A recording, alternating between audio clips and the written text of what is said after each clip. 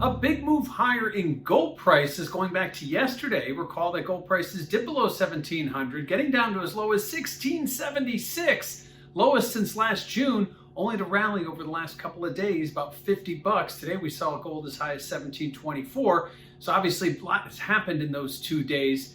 We saw a reversal of the dollar, so that broke a 2-week rally, started to buckle lower. Likewise, we saw interest rates come off. That's also been an obstacle for higher gold prices. The rise in interest rates, they're down about 10 basis points over the last couple of sessions. And lastly, the Congress passed a $2 trillion stimulus. And obviously that's going to have inflationary effects down the road. So all three of those combined have helped gold prices come off those uber lows that we'd seen.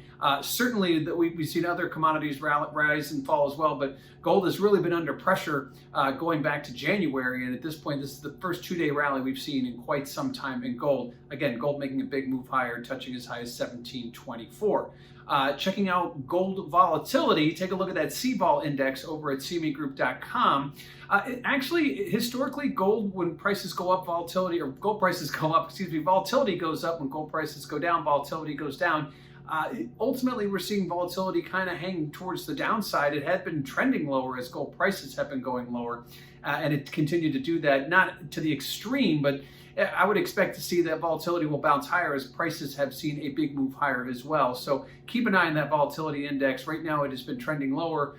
Look for things to probably reverse as we've seen prices reverse very quickly. Lastly, let's look at positioning. We've seen speculator exiting their longs with both hands over the last several months down to lows we haven't, their least long they've been since 2019.